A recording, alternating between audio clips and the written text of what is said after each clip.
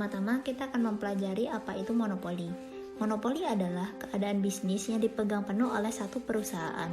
Hal ini dikarenakan hanya perusahaan tersebut yang memiliki layanan yang dibutuhkan oleh banyak orang, menjadikan perusahaan tidak memiliki kompetitor. Dengan melakukan praktik monopoli, perusahaan dapat mengambil keuntungan maksimal. Pasar monopoli sendiri merupakan salah satu bentuk interaksi antara permintaan serta penawaran yang cirinya hanya ada satu produsen atau produsen tunggal yang menghadapi banyak sekali pembeli atau konsumen. Ciri-ciri pasar monopoli. Pertama, produknya unik. Memiliki barang unik yang tidak dapat dihasilkan oleh perusahaan lain. Tidak ada barang pengganti yang sempurna atau close substitute di pasar. Yang kedua, hanya terdapat satu penjual. Pasar ini hanya berisi satu perusahaan atau produsen atau penjual, sehingga pembeli tidak dapat berbuat apa-apa selain membeli dan menggunakan produk perusahaan tersebut. Yang ketiga, terdapat halangan untuk masuk bagi penjual lain. Pasar monopoli memiliki hambatan bagi perusahaan lain untuk masuk dan bersaing dalam pasar. Hambatan tersebut dapat berupa legalitas seperti undang-undang, teknologi yang canggih dan tidak mudah dicontoh perusahaan lain, serta keuangan atau modal yang besar. Keempat, kekuatan untuk menentukan harga yang sangat kuat. Perusahaan yang menjadi penjual tunggal di pasar monopoli memiliki kemampuan menentukan harga sesuai kehendaknya. Penjual ini disebut price maker atau price setter, sebab tidak ada perusahaan lain yang masuk di pasar. Perusahaan monopoli menjadi satu-satunya penentu harga karena menguasai semua pengendalian produksi dan jumlah yang dihasilkan. Yang kelima yaitu perusahaan memerlukan sedikit promosi. Perusahaan yang menguasai pasar monopoli tidak memerlukan promosi karena semua pembeli memerlukan barang di pasar tersebut dan tidak ada pilihan lain. Promosi iklan bukan untuk menarik pembeli, namun semata-mata untuk menjalin hubungan baik dengan pelanggan atau konsumen. Ciri-ciri yang keenam yaitu tidak ada barang substitusi. Barang di pasar monopoli tidak memiliki barang sejenis yang hampir sama. Contoh barang di pasar monopoli yaitu aliran listrik dari PLN yang tidak dapat digantikan lampu minyak, sebab listrik juga digunakan untuk menghidupkan berbagai alat elektronik sehari-hari. Yang terakhir yaitu tidak ada kemungkinan pendatang baru untuk masuk industri. Karena kepemilikan barang monopoli dan undang-undang pemberian izin sebagai produsen tunggal membatasi pendatang baru untuk masuk industri pasar monopoli. Selanjutnya adalah penyebab terjadinya pasar monopoli. Beberapa faktor yang menyebabkan atau memicu terjadinya pasar monopoli adalah yang pertama, sumber daya yang unik atau khas. Sumber daya yang unik ini sangat mendukung terjadinya pasar atau perusahaan monopoli. Perusahaan yang memiliki sumber daya yang unik dan tidak dimiliki oleh perusahaan lain dapat memproduksi barang atau jasa yang satu-satunya tersedia di pasar. Perusahaan ini secara langsung menguasai seluruh atau sebagian besar dari bahan mentah yang tersedia, sehingga menjadi perusahaan yang monopoli. Yang kedua adalah adanya ketetapan undang-undang pemerintah pada perusahaan untuk menjual produk-produk tertentu, atau dalam kata lain, hak monopoli yang diberikan oleh pemerintah. Beberapa peraturan atau undang-undang secara langsung dapat menyebabkan terjadinya pasar monopoli untuk jenis barang atau jasa tertentu. Misalnya adalah perusahaan minyak, telekomunikasi, listrik, dan kereta api. Kemudian faktor ketiga adalah adanya hak paten atau hak cipta. Pemberian hak paten merupakan hak eksklusif atas produk atau proses yang telah dipatenkan kepada penemunya. Hak paten sendiri adalah pemberian izin pada suatu perusahaan untuk menghasilkan produk tertentu, sehingga terjadi hambatan legal dalam mencegah masuknya perusahaan lain ke pasar. Tentunya hal ini dapat menyebabkan terjadinya pasar monopoli. Kemudian faktor yang terakhir adalah adanya penggabungan perusahaan. Penggabungan berbagai perusahaan juga menjadi penyebab terjadinya pasar monopoli. Beberapa perusahaan tersebut menghimpun modal dalam jumlah yang besar, yang berguna untuk memproduksi suatu barang dengan teknologi canggih yang dapat memicu timbulnya pasar monopoli. Yang selanjutnya adalah sifat-sifat dari pasar monopoli. Yang pertama adalah hanya terdapat satu penjual atau produsen. Dalam pasar monopoli, hanya terdapat satu penjual atau produsen untuk satu jenis barang tertentu. Artinya, konsumen tidak dapat memperoleh barang tersebut dari produsen lain karena barang yang diproduksi tidak terdapat hubungan substitusi yang sangat dekat dengan barang yang lain. Sifat yang kedua adalah penjual dapat memengaruhi harga pasar, atau dalam kata lain, penjual sebagai price maker. Sebagai satu-satunya pelaku di dalam pasar monopoli, produsen atau penjual tentunya dapat mempengaruhi atau menentukan harga barang yang dihasilkan, atau disebut price maker, dengan memperhatikan jumlah barang yang dihasilkan. Oleh karena itu, kurva permintaan yang dihadapi produsen berlereng negatif. Sifat yang ketiga adalah ada hambatan untuk masuk ke pasar atau barriers to entry. Hambatan untuk masuk atau barriers to entry ke pasar monopoli merupakan ciri-ciri yang mutlak pada pasar monopoli, karena tanpa hambatan masuk, jumlah produsen menjadi lebih dari satu. Hambatan untuk masuk dapat berupa hambatan teknis dan hambatan hukum. Sifat yang selanjutnya adalah harga dan jumlah kuantitas produk yang ditawarkan dikuasai oleh perusahaan monopoli. Selanjutnya, umumnya monopoli dijalankan oleh pemerintah untuk kepentingan hajat hidup orang banyak. Lalu, sangat sulit untuk masuk ke pasar karena peraturan undang-undang maupun butuh sumber daya yang sulit didapat. Selanjutnya, hanya ada satu jenis produk tanpa adanya alternatif pilihan. Lalu yang terakhir adalah tidak butuh strategi dan promosi untuk sukses. Selanjutnya, kurva permintaan monopoli. Fenomena pergeseran kurva permintaan diilustrasikan sebagai berikut. Perusahaan A mula-mula menghasilkan output sebesar Q1 dan menjualnya dengan harga P1. Kurva permintaan D1 yang berlaku di sini diasumsikan harga-harga yang ditetapkan oleh perusahaan lain tidak berubah. Dengan asumsi tersebut, penurunan harga dari P1 menjadi P2 akan meningkatkan permintaan menjadi Q2. Tindakan ini akan menggeser perusahaan A turun ke kurva permintaan kedua atau D2 yang menyebabkan penurunan permintaan perusahaan A dari Q2 menjadi Q3 pada tingkat harga P2. Kemudian kurva penawaran monopoli. Gambar tersebut menunjukkan jika harga pasar sebesar P1, maka output yang diproduksi perusahaan adalah Q1. Dan jika harga pasar meningkat menjadi P2, output perusahaan adalah Q3. Kurva MC yang dimulai dari P menunjukkan kurva penawaran perusahaan. Berdasarkan kurva penawaran perusahaan, selanjutnya dapat diturunkan kurva penawaran untuk penawaran industri secara keseluruhan. Kurva penawaran industri menunjukkan penjumlahan horizontal dari seluruh kurva penawaran. Hambatan masuk adalah sesuatu yang menghalangi atau memperkecil peluang perusahaan baru untuk memasuki sebuah pasar. Hambatan muncul karena sengaja diciptakan oleh perusahaan yang ada, seperti melalui penetapan harga predatory dan kontrol jaringan distribusi, atau itu muncul karena faktor struktural atau sifat alami pasar seperti skala ekonomi dan biaya awal yang tinggi. Contohnya, pendatang baru mengancam posisi dan keuntungan pertahanan, mereka membawa kapasitas baru ke pasar, mengintensifkan persaingan, dan menurunkan profitabilitas. Mereka juga berusaha membangun basis pelanggan dan merebut pelanggan dari pertahanan. Oleh karena itu, di beberapa pasar, masuknya pendatang baru memunculkan pembalasan dari pertahanan.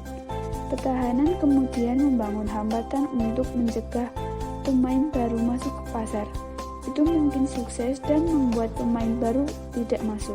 Namun, kasus yang lain, pembalasan tersebut tidak efektif untuk mencegah pemain baru untuk masuk ke pasar. Kaitan antara hambatan masuk dengan struktur pasar. Hambatan masuk bervariasi antara struktur pasar. Di bawah persaingan sempurna, masing-masing perusahaan tidak memiliki kekuatan pasar. Mereka tidak dapat mencegah pendatang baru untuk masuk ke pasar. Ketika beberapa perusahaan memperoleh keuntungan ekonomi dalam jangka pendek, itu adalah sinyal bagi calon pemain baru untuk masuk. Masuknya mereka ke pasar mendorong harga turun. Penurunan harga membuat laba ekonomi menjadi nol. Jadi, dalam jangka panjang, hambatan masuk yang rendah membuat perusahaan di pasar persaingan sempurna tidak dapat memperoleh laba ekonomi. Selanjutnya, hambatan masuk sedikit lebih tinggi daripada pasar persaingan monopolistik. Pertahanan berusaha membedakan penawaran mereka dan penawaran pesaing.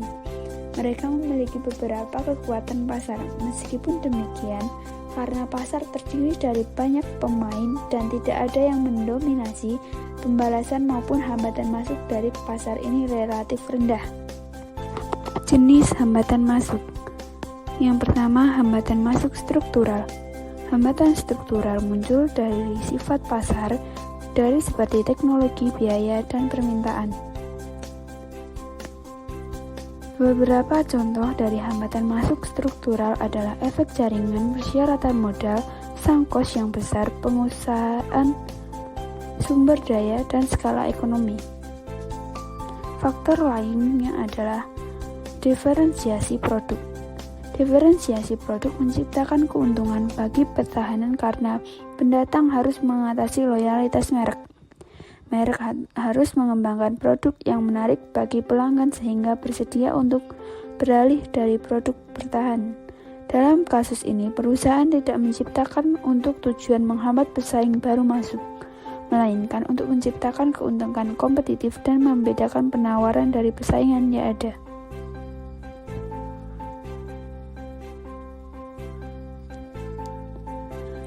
Yang kedua, hambatan masuk strategis. Hambatan masuk strategis muncul dari diri perilaku. Secara khusus, mereka berupaya secara sengaja untuk menciptakan penghalang masuk dan meningkatkan hambatan struktural di pasar. Mereka juga memberi sinyal pembalasan kuat jika calon pemain masuk. Agar efektif, upaya semacam itu harus kredibel dan dapat dipercaya. Katakanlah, pertahanan menetapkan harga predatory, predator menurunkan harga di bawah biaya rata-rata dan beroperasi pada tingkat kerugian. Itu kredibel jika predator dapat mempertahankan untuk jangka waktu yang cukup lama. Hambatan legal. Yang pertama ada undang-undang dan hak khusus. Tidak semua perusahaan mempunyai daya monopoli karena kemampuan teknis. Dalam kehidupan sehari-hari, kita menemukan perusahaan-perusahaan yang tidak efisien tetapi memiliki daya monopoli. Hal itu dimungkinkan karena secara hukum, mereka diberi hak monopoli, legal monopoli. Di Indonesia, badan-badan usaha milik negara atau BUMN banyak yang memiliki daya monopoli karena undang-undang. Berdasarkan undang-undang tersebut, mereka memiliki hak khusus untuk mengelola industri tertentu. Yang kedua ada hak paten atau hak cipta. Tidak semua monopoli berdasarkan hukum atau undang-undang mengakibatkan inefisiensi. Hak paten atau hak cipta adalah monopoli berdasarkan hukum karena pengetahuan kemampuan khusus yang menciptakan daya monopoli secara teknik. Seorang yang mempunyai kemampuan menulis yang baik memiliki hak monopoli atas bukunya bila mengurus hak cipta. Seorang yang menemukan resep makanan atau ramuan obat memiliki hak monopoli atas penemuannya bila mengurus hak paten. Skala ekonomi. Skala ekonomi adalah penghematan biaya ketika perusahaan meningkatkan skala produksinya. Peningkatan output memungkinkan perusahaan untuk menuai penurunan biaya produksi rata-rata. Produksi menjadi lebih efisien karena perusahaan dapat menyebarkan biaya ke sejumlah besar output.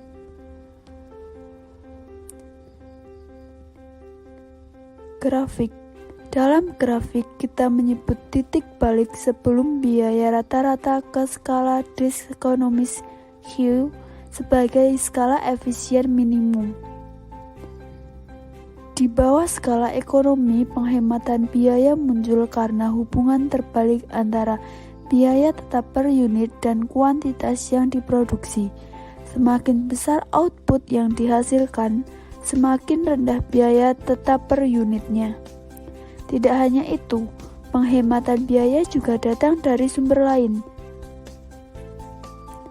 Misal, skala ekonomi adalah sumber keunggulan kompetitif perusahaan memiliki struktur biaya yang lebih rendah, memungkinkan mereka untuk menawarkan produk dengan harga yang lebih kompetitif daripada pesaing.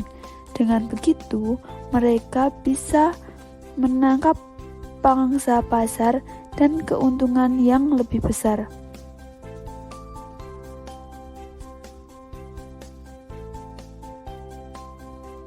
Yang pertama ada skala ekonomi internal.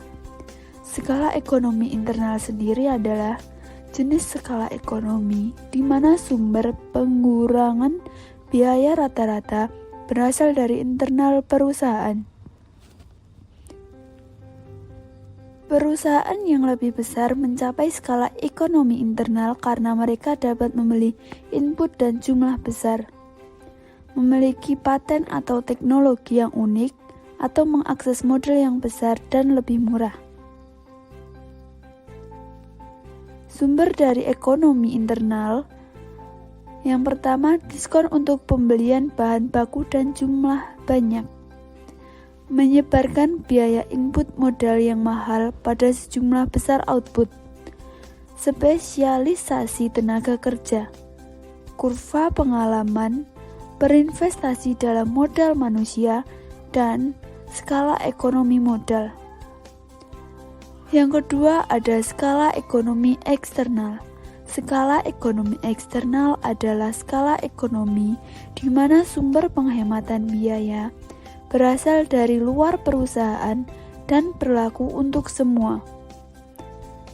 Atau semua perusahaan menikmati manfaat dari menurunkan biaya rata-rata.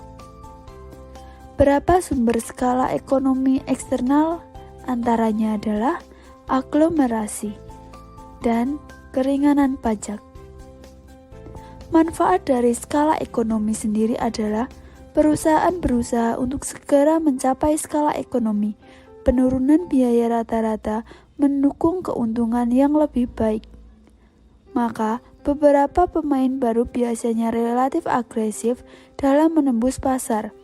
Mereka menjual produk dengan harga murah, berharap semakin banyak pelanggan yang membeli. Peningkatan penjualan menghasilkan pengurangan biaya melalui skala ekonomi, mengimbangi margin laba rendah yang dihasilkan dari pendapatan harga penetrasi. Permintaan. Pengertian permintaan. Permintaan adalah keinginan konsumen membeli suatu barang pada berbagai tingkat harga selama periode waktu tertentu. Permintaan dapat tercipta apabila pembeli memiliki keinginan untuk membeli barang dan jasa yang disertai oleh kemampuan untuk membayarnya. Faktor-faktor yang mempengaruhi permintaan sebagai berikut. Yang pertama ada harga barang substitusi dan barang komplementer.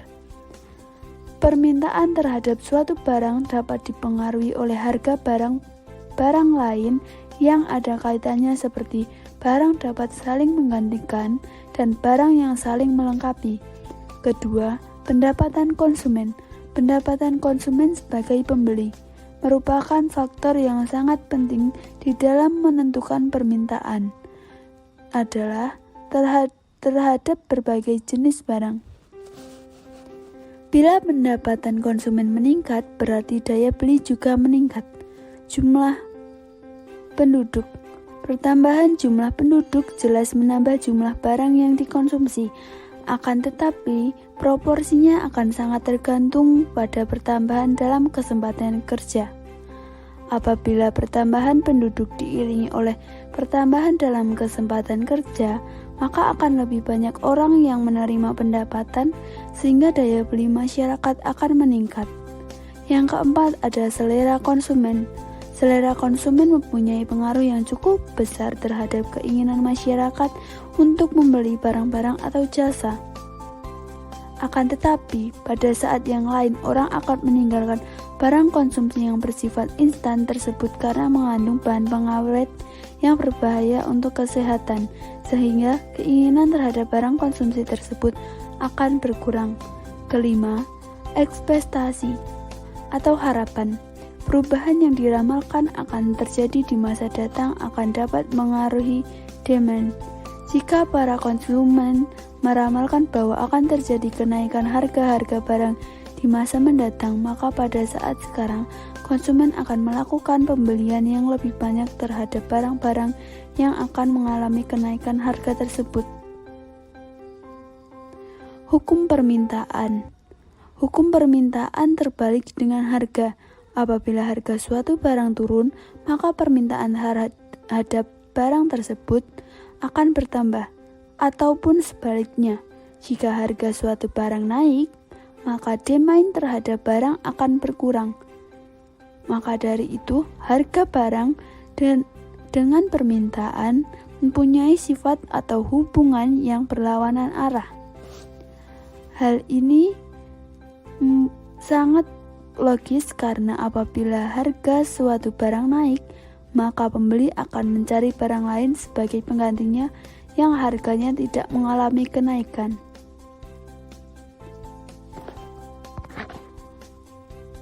Pendapatan marginal. Pendapatan marginal adalah perubahan total pendapatan dari penjualan suatu unit. Kita dapat menghitungnya dengan membagi perubahan total pendapatan dengan perubahan kuantitas yang terjual. Berikut ini rumus pendapatan marginal, di mana delta menandakan perubahan. Allocative inefficiency, natural monopoly and regulation. Yang dimaksudkan dengan inefisiensi merupakan tidak maksimalnya pemanfaatan, tidak ada peningkatan atau rendahnya nilai. Dalam hal ini berkaitan dengan kemampuan produksi perusahaan. Alokasi. Alokasi adalah penentuan banyaknya barang atau modal untuk menentukan kebutuhan produksi. Natural monopoly and regulation. Monopoli alami dan aturannya merupakan suatu jenis pasar yang terjadi secara alamiah. Hal ini bisa terjadi karena perusahaan monopoli mempunyai atau memproduksi sesuatu yang otentik dan khas yang tidak dimiliki para pesaing. Akibat dari adanya jenis inefisiensi antaranya mengalami overproduksi, pergerakan, menunggu, transportasi, proses ekstra, inventaris, dan rusak atau cacat produksi. Kemudian ada pula perbedaan antara monopoli buatan dan monopoli alamiah. Pada monopoli buatan, pasar monopoli sengaja dibentuk seperti pembentukan kartel maupun trust oleh sekumpulan pengusaha untuk mengendalikan pasar. Sedangkan monopoli alamiah adalah monopoli yang terjadi karena mekanisme pasar. Contohnya, PT PLN Persero di industri listrik dan PT Kereta Api di industri kereta api. Bahasan selanjutnya mengenai price discrimination. Diskriminasi harga adalah kemampuan dari pelaku usaha untuk menentukan harga pada barang dan jasa yang sama pada kualitas yang sama, akan tetapi pada konsumen yang berbeda. Diskriminasi harga dibedakan dengan adanya diferensiasi harga. Bentuk diskriminasi harga menurut Fahmi Lubis dalam bukunya Hukum Persaingan Usaha dibedakan menjadi 3 tingkatan. Diskriminasi tingkat pertama, pada tingkatan ini dilakukan dengan cara menerapkan harga yang berbeda-beda untuk setiap konsumen berdasarkan reservation price. Contoh, seorang dokter menerapkan harga yang berbeda kepada pasiennya sesuai kondisi ekonomi dari pasien. Diskriminasi tingkat kedua dilakukan dengan cara menerapkan harga yang berbeda-beda pada jumlah batch produk yang dijual. Contoh, adanya perbedaan harga produk per unit pada pembelian grosir dan pembelian eceran. Diskriminasi tingkat ketiga, strategi ini dilakukan dengan cara menerapkan harga yang berbeda-beda untuk setiap kelompok atau grup konsumen berdasarkan reservation price masing-masing kelompok konsumen. Misal, kelompok konsumen dapat dibedakan atas lokasi geografis maupun karakteristik konsumen, seperti umur, jenis kelamin, pekerjaan, dan lain-lain. Dari gambar dapat merepresentasikan penjumlahan secara horizontal, kurva permintaan pasar 1 dan pasar 2. Demikian juga dengan marginal revenue merupakan penjumlahan secara horizontal penerimaan marginal pasar 1 dan pasar 2, atau marginal revenue sama dengan marginal revenue 1 plus marginal revenue 2. Dan marginal cost merupakan biaya marginal perusahaan monopolis. Apabila perusahaan monopolis tidak membagi pasar, maka berpengaruh pada tingkat penerimaan. Apabila perusahaan monopolis melakukan diskriminasi harga, maka pada pasar 1 akan dijual pada harga P1 dan tingkat output Q1, di mana marginal cost sama dengan marginal revenue 1. Sedangkan pada pasar 2 akan dijual pada tingkat harga P2 dan tingkat output Q2, di mana marginal cost sama dengan marginal revenue 2. Dan dari tahapan ini dapat diketahui tujuan monopolis melakukan diskriminasi harga adalah memungkinkan untuk memperoleh keuntungan ekonomis yang lebih besar, dan ini dipandang sebagai keburukan pasar monopoli. Tetapi pada sisi lain, kebijakan ini dapat juga memberikan manfaat, yaitu pemerataan pendapatan dan diferensiasi pelayanan. Pada diskriminasi harga terdapat kerugian dan keuntungan. Kerugian akibat diskriminasi harga antaranya, harga menjadi terlalu tinggi untuk beberapa kalangan. Jika ada konsumen yang merasa diuntungkan karena harga yang lebih rendah, tentu ada juga yang merasa dirugikan karena harus membayar lebih tinggi. Surplus konsumen menurun. Surplus bisa terjadi jika perusahaan menerapkan diskriminasi harga tingkat pertama, dan menyebabkan kesenjangan yang semakin besar di masyarakat. Ketidakadilan bagi konsumen. Meski diskriminasi harga diterapkan berdasarkan kelompok sosial tertentu, namun masih dapat ditemui diskriminasi harga hanya karena faktor umur. Bisa jadi orang yang dewasa membayar lebih mahal adalah pengangguran, sementara lansia yang mendapatkan harga murah sangat kaya raya. Biaya administratif. Biaya administratif yang dikeluarkan perusahaan bisa berdampak pada peningkatan harga produk. Di samping kerugian, diskriminasi harga juga memiliki keuntungan, yaitu peningkatan pendapatan. Diskriminasi yang dilakukan perusahaan memiliki dua sisi yang berbeda. Bagi beberapa perusahaan, mereka masih tetap bertahan, meski tidak mendapatkan keuntungan besar. Namun, bagi beberapa perusahaan lain, diskriminasi harga bisa saja merugikan mereka. Perusahaan transportasi adalah contohnya. Mereka bisa mendapatkan keuntungan dengan diskriminasi harga. Peningkatan layanan konsumen. Jika diskriminasi harga bisa memberikan penambahan signifikan pada pendapatan perusahaan, mereka juga bisa meningkatkan layanan pada konsumen. Caranya dengan menggunakan hasil dari diskriminasi harga untuk memenuhi kebutuhan konsumen, memberikan keuntungan pada konsumen, dan mengelola permintaan konsumen. Misalnya, dengan memberikan harga murah untuk tiket transportasi di setiap akhir pekan. Dengan demikian, secara tidak langsung perusahaan mendorong konsumen untuk bepergian. Nah, ada pula contoh dari penerapan diskriminasi harga. Pada industri transportasi, diskriminasi harga terdapat perbedaan yang didasarkan pada berbagai hal, seperti kelas, waktu bepergian, hingga usia. Harga retail. Perbedaan harga retail didasarkan pada beberapa banyak jumlah produk yang dibeli di wilayah tersebut. Adanya kupon. Pemberian kupon adalah cara produsen untuk membedakan mana konsumen mereka yang lebih sensitif harga dan tidak sensitif harga. Dengan demikian, produsen bisa menarik harga lebih tinggi pada konsumen yang tidak sensitif harga, alias tidak memiliki banyak kupon diskon. Harga premium. Harga premium diterapkan pada sebuah produk ketika produsen mengeluarkan biaya marginal lebih besar untuk produk tersebut dibandingkan dengan produk lain. Pada diskriminasi harga, terdapat pula kondisi dan kebijakannya. 4 kondisi antaranya: 1.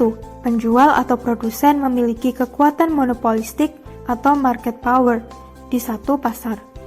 2. Ada separasi antar pasar atau no arbitrage, pasar yang tidak memungkinkan pembeli melakukan penjualan kembali. 3. Pembeli-pembeli pada setiap pasar memiliki tingkat elastisitas berbeda-beda. 4. Penjual atau produsen monopolistik bisa memanfaatkan willingness to pay. Lalu, bahasan mengenai diskriminasi harga, terdapat pula kebijakan yang mengatur. Berdasarkan pasal 6 Undang-Undang Nomor 5 Tahun 1999 tentang larangan praktik monopoli dan persaingan usaha tidak sehat, mengatur bahwa pelaku usaha dilarang membuat perjanjian yang mengakibatkan pembeli yang satu harus membayar dengan harga yang berbeda dari harga yang harus dibayar oleh pembeli lain untuk barang dan atau jasa yang sama. Perlu diketahui, adanya frasa perjanjian di dalam ketentuan tersebut tidak dimaknai sebagai perjanjian baku yang berbentuk tertulis. Perjanjian dalam hukum persaingan usaha kemudian berdasarkan pada Pasal 1, Angka 7 Undang-Undang Nomor 5 Tahun 1999, baik tertulis maupun tidak tertulis.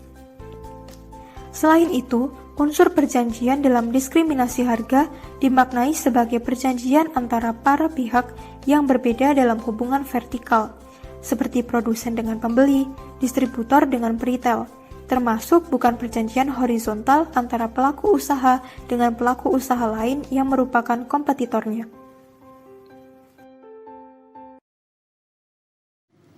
Dari pemaparan materi kali ini, kelompok 5 mengambil beberapa referensi dari e-jurnal. Baik, mungkin itu saja yang kelompok 5 dapat sampaikan, dan jika ada yang ditanyakan atau didiskusikan, dipersilahkan berkomentar di lapak grup Facebook yang telah disediakan. Terima kasih, mohon maaf apabila terdapat kesalahan baik penulisan maupun pengucapan dari kelompok 5. Wassalamualaikum warahmatullahi wabarakatuh.